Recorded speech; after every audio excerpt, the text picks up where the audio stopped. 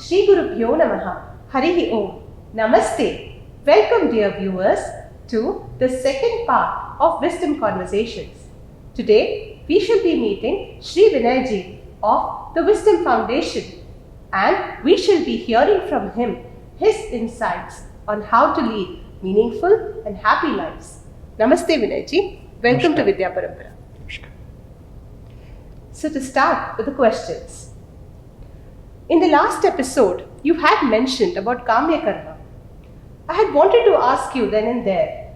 Kamya means desire driven. Desires are an integral part of our daily lives. We all desire to eat, to sleep. We all desire to do basic work that will help us make a living. So, since we have a lot of desires, how do we decide which desire is good, maybe dharmic, and which desire is possibly adharmic? So what do we desire to pursue?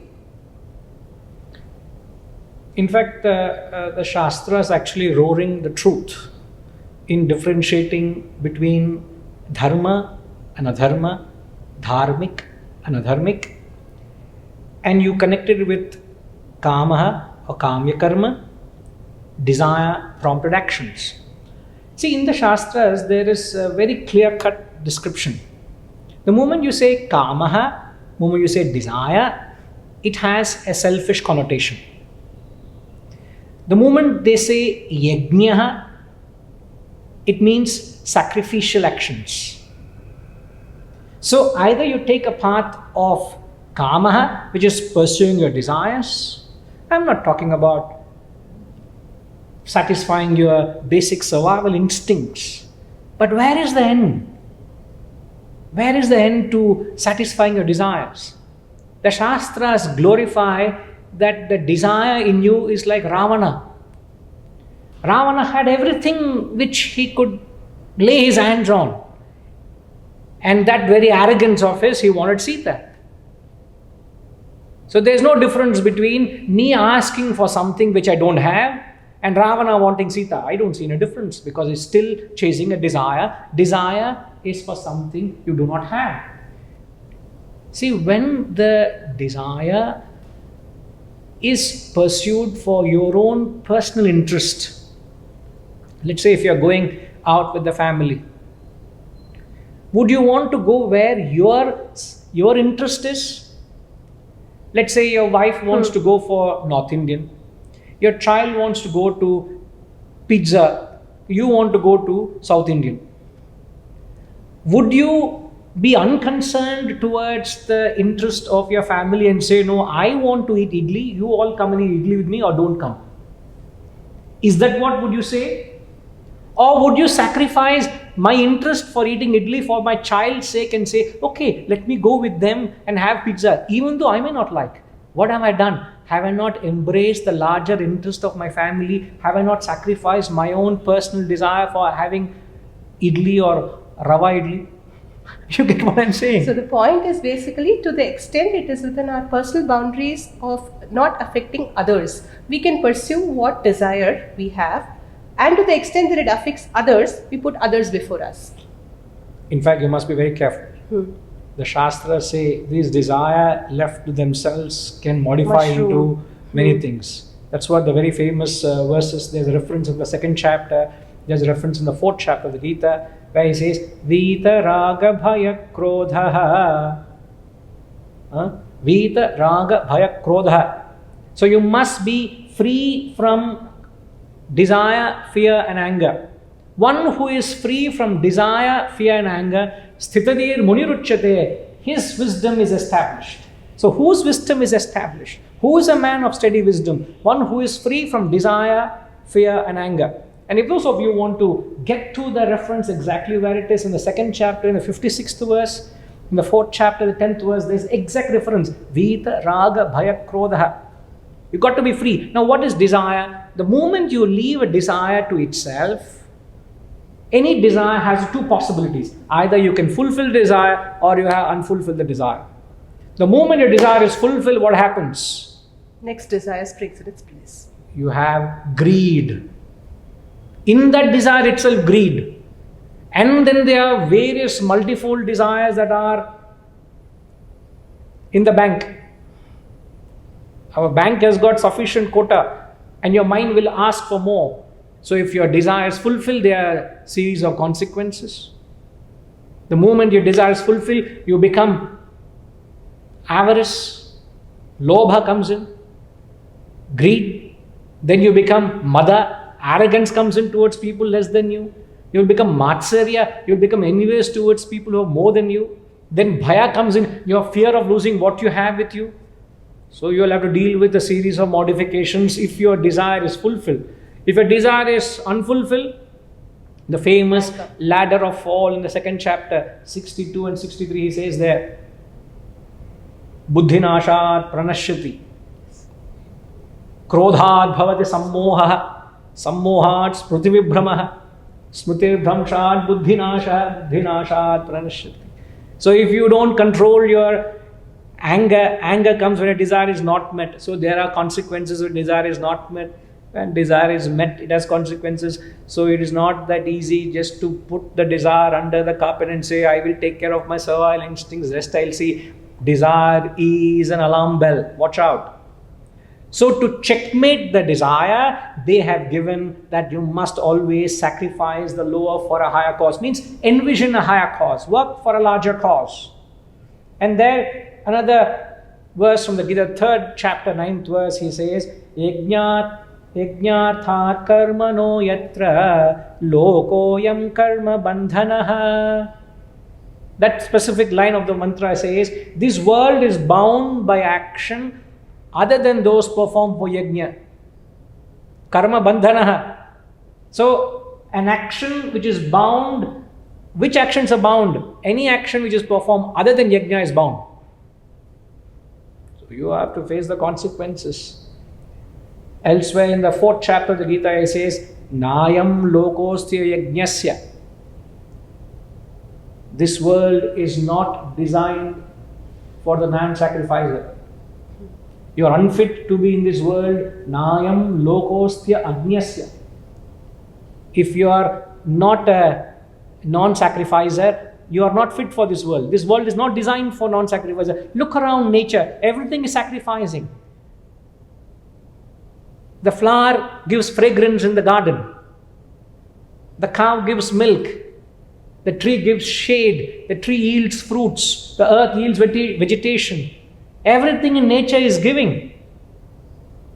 The moment you start grabbing and aggrandizing, you are unfit. Therefore, the Shastras say.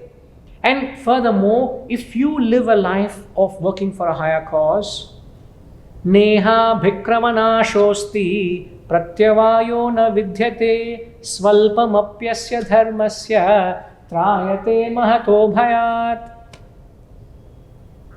Even very little. Trayate mahato bhayat. In this, there is no loss of energy. Neha bhikramana shosti. If you perform a life where you lead for a higher cause, in this there is no loss of energy, nor is there any contrary result. Means there is only peace and happiness and contentment. In fact, you look at lives of people who work for a higher cause, there was so much energy and life and vigor, and they're bubbling with joy. The moment you entertain a motive, the moment you become selfish, so you lead a selfish life, it's a dharmic. The moment you think of a larger cause, it becomes dharmic. You have a job, you're in an organization. Are you using that opportunity to fill your pockets or to serve the organization? A simple question. And if you are a taker, if you're only thinking of yourself, you are not wanted in the society. A time will come, your organization realizes it, and you will lose your job. So, desire always has a selfish connotation. It is a dharmic.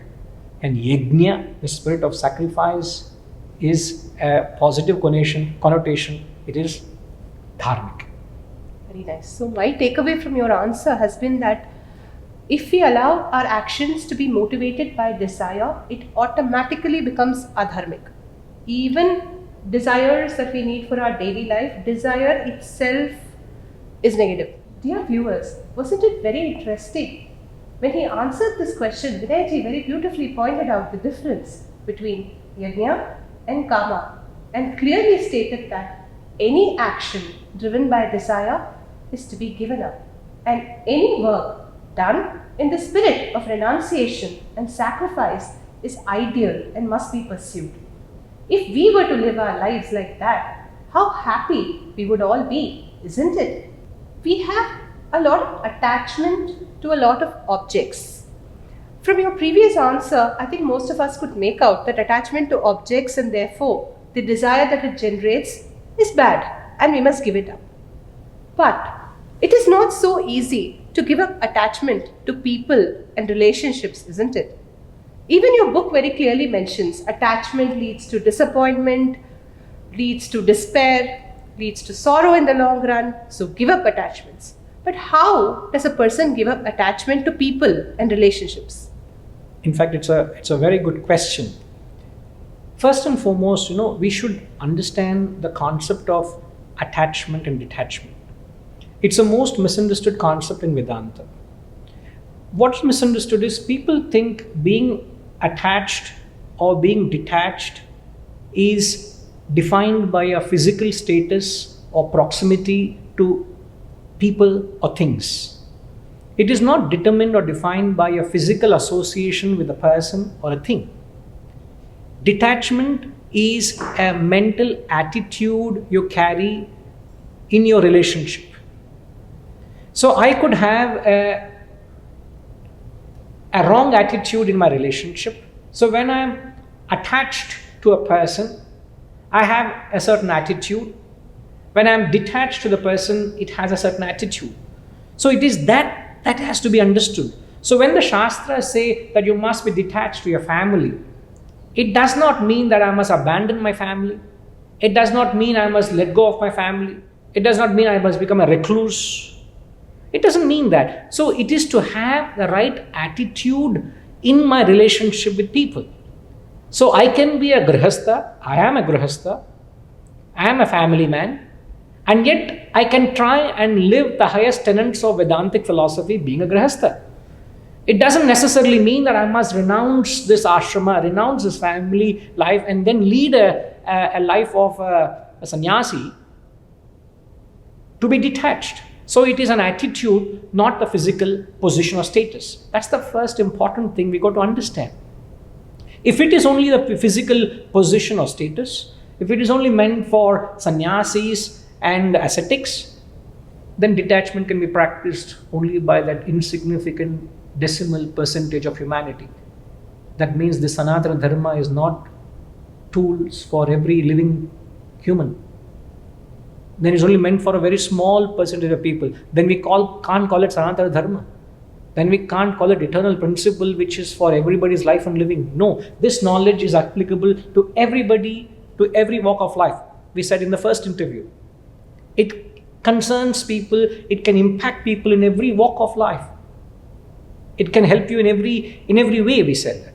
Now, when I am attached, what is my attitude? When I am attached to a person, I am seeing that relationship from my perspective. If I'm attached to my wife, if a husband is attached to his wife, he is looking at his wife from his perspective. So what is happening? He is constantly expecting, wanting, desiring that his wife should constantly cater to his demands. So when there's an attachment, I am looking at that relationship from my own perspective, and that it makes a selfish relationship. So attachment is nothing but a selfish relationship with the person. But when I'm detached to the person, which is the right attitude, you look at the other person's perspective. Not from my perspective. You look at it what other person is. So when you look at that person, this other person, when you look at anybody for that matter, the first thing that you understand is everybody has a nature. Now in my little interaction with you, I know Varshama has a nature. So I have to understand what kind of a person you are. If I have to deal with people day in and day out, it's important I know what is their nature. In Shastras, it's also called Prakriti. It's also known as Vasanas, which we spoke in the first interview, in fact. So everyone has a nature, and everybody is helplessly exhibiting or expressing their nature. So when I'm relating with the other person, what right have I got to expect that person to behave according to me, according to my wants, according to my nature, or my needs? Is it not important that when I'm dealing with you, I must understand what is your nature? Just as I am helplessly functioning according to my nature, so are you performing or living according to your nature helplessly.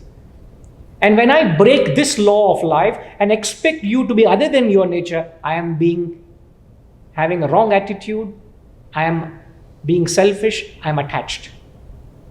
That causes friction in any relationship. But the moment I become detached to that relationship, I am able to assess you, I am able to accept you, I am able to relate with you.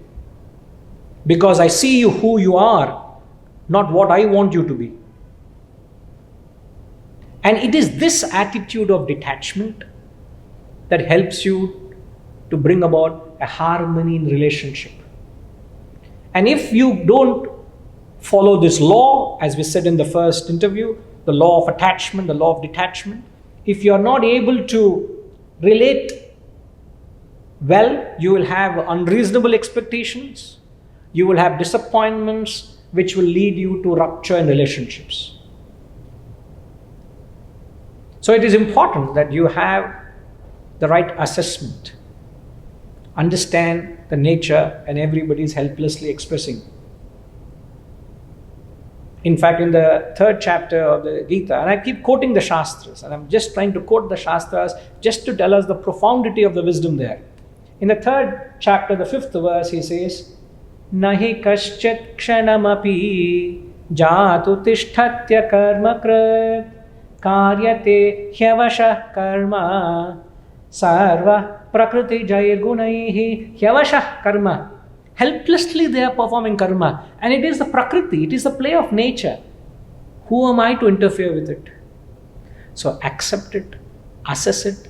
So look at the world from their perspective, not from your perspective. When you look at the world from your perspective, you are entertaining expectations, desires, demands, you will be disappointed. But when you look from the other person's perspective, you accept, you assess, accept, and relate well to what they are. That, in fact, in short, is the attitude of detachment you should cultivate in any relationship. That was a very interesting perspective shift on defining detachment and attachment. We always think of attachment as being, attached to something in the sense of the happiness of that person drives my happiness. If that person is happy, I am happy. If that person is sad, I am sad. So I would think if I'm detached from that person, then I'm no longer driven by the happiness or unhappiness of that person. And therefore, instinctively, I would think it is wrong to do. But the moment I start thinking that detachment is something that comes from looking at things from the other person's perspective and letting that dictate my relationship with that person, automatically I become a better individual, which is a great value add. In fact, this directly leads us on to the next question. In life, we and our loved ones sometimes face many adversities, challenges. So how do we develop the requisite grit to deal with these challenges? How do we stay unfazed when we face trouble? This grit is something which is essential, isn't it? In fact, I would say the wisdom is the grit. Wisdom is that solution. But just to know what we are dealing with. The world that we live in is said to be dvandvas, is said to be nothing but a long list of opposites. That's what the world is. If you look at the world, everything is nothing but opposites. There's joy, there's sorrow, there's good, there's bad, there's friend, there's foe, there's health, there's ill health, there's profit, there's loss, there's birth, there's death, there's a marriage procession, there's a death procession. This is all going on. This is the very nature of the world.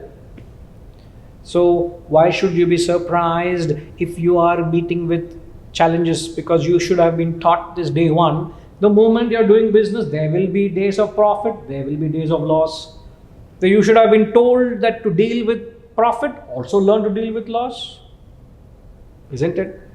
You have to learn with days where your moods are good. You'll have to learn with days where you're going through depression and mind goes through mental fluctuation. You must learn to deal with it. Good and bad are opposites. In fact, it is a part and parcel of life. That's the world, that's life. So if that is life, you must also learn to deal with these undulations.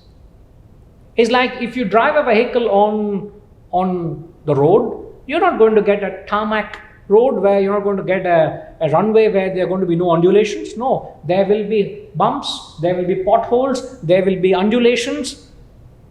But when the car is manufactured, they have these shock absorbers. The shock absorbers absorb the shock so that the passenger has a comfortable ride. Similarly, life is going to put you through various undulations and challenges, ups and downs. You must develop this grit within by imbibing this wisdom so that it is the intellect that absorbs the knocks and shocks so that the mind is peaceful and happy. The intellect is the buddhi in a human being is the shock absorbers. They absorb the shock, and wisdom and intellect are one and the same. If you have imbibed the wisdom, it reflects in the development of your intellect, buddhi, the clarity of thought. You'll be able to make clear assessments, establish right relationships, you'll be able to deal with them correctly so you don't get disappointments. Even if they come, you're prepared for the loss. Not many people are prepared for a loss. So this knowledge is nothing but a preparation to life. So what is the preparation? How do we train the wisdom to deal with it? So coming to the point that how does this wisdom help us in looking at this sukha or dukkha, where since they come in our lives, since they are inevitable, what we are told is you must cultivate this habit of being a witness to it. When joy comes my way, I must understand joy is only a short visitor in my life, it's going to go. Why? Sorrow is awaiting to come. When sorrow comes in my life, I should not sit and mourn because it's only a temporary visitor, it's going to go. I need to accept it and move on. So nothing in life is permanent. The only permanent thing in life is its impermanence. That's the permanent thing. So when you understand that profundity of wisdom, when you understand everything in life is only a passing phenomenon, you don't unnecessarily tie yourself with it. You don't tie yourself to it, with it, and become it and suffer, because it's only a guest. Every guest that comes into your house, you don't have to marry or wed to that guest because he's just a visitor. So every phase of life that you go through is a passing phenomenon. So you must become a sakshi. You must become a witness to the happenings. So when these things keep happening around you, it can be the smallest of challenge or it can be the greatest of challenge. It will not rock the boat. Because you have developed the capacity of non-identification. So the wisdom gives you the capacity, I repeat my dear friends, the wisdom gives you the capacity of non-identifying with the things that happen around you. So you don't rock when the world goes through the rocks and ups and downs. You are protected, you are very well anchored in your own self within. In fact, there's a very famous verse in the Atma Bodha, the great text by Adi Shankaracharya, I'll chant for you all. It says, Dehendriya mano buddhi prakritibhyo vilakshanam tadvrittit sakshinam vidyat atmanam rajavatsada. There he says, you must be like the sakshi, and he compares the quality of a sakshi to a king. He says, you must be like the king. having a witness to all the happenings in the sabha, in the proceedings. The king is just a mere witness, observing all that. So there in the mantra he says, one should understand that the Atman is distinct from everything around you. So the true wisdom is, I have got nothing to do with it. If you can just utter this statement, tell yourself, I have got nothing to do with it. If something happens outside, why should I get carried away with it? I have got nothing to do with it. Just tell yourselves silently. I tell you the amount of strength that you get by just separating yourself from that. And by separating, by non-identifying, by being a witness, you develop that grit, that strength, the wisdom, the objectivity to deal with any challenge or any calamity or any tragedy. You don't get carried away. That's how the wisdom helps. Excellent life advice, which I think many mothers, young children, working professionals, it doesn't matter what stage of life we are in, but this is excellent life advice for all of us. In fact, detachment means a witness perspective to things that happen around us is another definition I could just garner from your current talk. Am I right in concluding so? Absolutely. Being detached from the happenings that happen around us can itself make us non-affected by the goods and the bads. Absolutely. So very nice. With all the insight that Vinayji has shared so far, it's been a very interesting conversation. Now we come to the last question that we have for the episode, which I hope is the beginning of many more such sessions with Vinayji. So the last question basically is, we have to deal with different kinds of people with different value systems. And a lot of value system clash happens in today's world. It could be even between a mother and her teenage son. It could be between a boss and an employee. By value systems, I simply mean the threshold, truthfulness, honesty in dealings, respect for people's time, resources, humility. It could be so many things. But basically, everyone is not made the same way. So when two individuals are different, clashes are bound to arise. So how do we function smoothly? Not an easy question to answer, but a very good question, I would say. See, one of the most common problem people have is a weakness that they constantly try to keep pleasing others. They don't have the strength to say no to others. So it's a weakness. It's almost they have to go along with others what they're seeing. So you don't hold your ground and say no because you don't believe in it or you don't value it or it is not right for you. So people lack the strength. It is one of the most easiest things to pick up a value in life.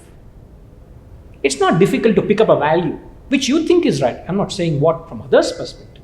You may think a value is right and it's quite easy to pick up, but the most difficult thing is to uphold that value. It's not to have a value, it's to uphold that value. So one of my quotes which I have put in the book, The Wisdom Conversations, I have said is, it is better to affront the world while serving your conscience. I repeat, it is better to affront the world while serving a conscience than to affront the conscience by pleasing the world. Now, why are you going out of the way to just please the world, in the process killing your own conscience? The loose word for conscience is manasakshi. Conscience is that which takes you to the path of righteousness. So whenever you are doing the wrong thing, anything that you know is wrong, you know you're doing the wrong thing. Others may not know. Even if I entertain a malice, a negative thought, instantly I feel guilty about it. Others may not know what's going in my mind, but I feel guilty about it. So conscience is the judge, is a mere witness to everything that you're doing. And it tells you when you're going wrong, it clearly pricks you. That's when the guilt conscience comes in. When it pricks you, there's a guilt. When it doesn't prick you, that means you're doing the right thing. So When conscience supports you, when conscience supports your value systems, then you're not wrong. Doesn't matter whether others agree or not. If I have a value system, if my conscience supports it, I am right. It doesn't matter what the world says. When I first plunged into this at the age of 16, apart from my father, nobody understood what I was doing. In fact, many people came and told my father, why are you sending your only son into an ashram to study this Vedanta? But I was very clear what I was doing, and I'm glad I had the support of my father. My whole family, my extended family, my friends, nobody understood what you're doing. But I was clear what I was pursuing. I'm glad I took that decision to plunge into this. The best decision I think I've taken in my life. But if I went with what the world believed was right thing, I would have killed my conscience and I would have hurt myself very badly. So the very famous words of William Shakespeare, he says in the play Hamlet, he says, this above all, to thine own self be true, and it must follow as night the day. Thou canst not then be false to any man. You've got to be true to yourself, to thine own self be true. So when you are dealing with people with different value systems, it is very important that you be true to yourself. You be true to your conviction, and you hold on to your conviction because you know and you are certain it is the right thing. Hold on to it. You may have challenges around you, but you hold on to it. And William Cooper, in a poem Pineapple and the Bee, a beautiful poem, all of you should Google that poem Pineapple and the Bee by William Cooper. And in the end of that poem, he says this last few lines, he says, but they who truth and wisdom lead can gather honey from a weed. If you lead a life of truth and wisdom, you can even find honey in a weed. A weed will not have honey. It's a very poetic description. He's saying you will find happiness, you will revel in joy and bliss if you lead a life of truth and wisdom, which is nothing but to uphold your conviction by being true to your conscience, and don't have to stoop down where you compromise your values by trying to please others. Gain the strength to uphold by your own value systems. And lastly, when you have a value, it's also very important to know the application of the value. If I were to give an example, there's something called as a sense of value vis-a-vis sense of proportion. So sense of value is like medicine. But the same medicine, if it doesn't have the right proportion, it becomes poison. Medicine is right, proportion wrong, patient dead. The result is patient dead. So that's where you need to go to a certified practitioner to give you the right dosage. So many people lack the sense of proportion to the values. And the proportion is nothing but the intellect. Proportion is nothing but the wisdom. The value systems is conditioned by situation, circumstance, environment, upbringing. But how you apply it, you must have the intellect. So if you have the wisdom, you will be able to apply the values with the right proportion by being true to your convictions, by upholding a conscience, and not just falling a prey to catering to others. And above all, if you believe in your values, you will become a leader for others to follow you. So don't compromise with your values for anything else. That must be the spine of your personality. Very inspiring, Vinayji, your answer to this question. I hope the young viewers who are watching this episode paid attention to his words. If we stay true to our value systems, we will be the leaders of tomorrow. What are you waiting for? Be true to your conscience. This puts paid to the presumption that peer pressure drives what we are. We can be true to ourselves and uphold the values taught to us by our family and our gurus, and be the leaders of tomorrow. It was wonderful interacting with you, Vinayji. Thank you so much for giving your precious time. Pleasure. and also for allowing us to use this space. And thank you for all the people behind the event who helped in organizing this interview as well. I would also like to mention that the shlokas from Bhagavad Gita that Sri Vinay ji quoted were all very beautifully explained by him, and in his classes which he conducts, where he teaches Bhagavad Gita for many people, he has online as well as offline classes. I'm sure many of you would benefit from them. We will give the link to the Wisdom Foundation website also in the description below, and also the link to purchase Wisdom Conversations book. Do see both and do benefit from the timeless wisdom that he's sharing with all of us. Dhanyawadaha. Namaskar. Hari Om.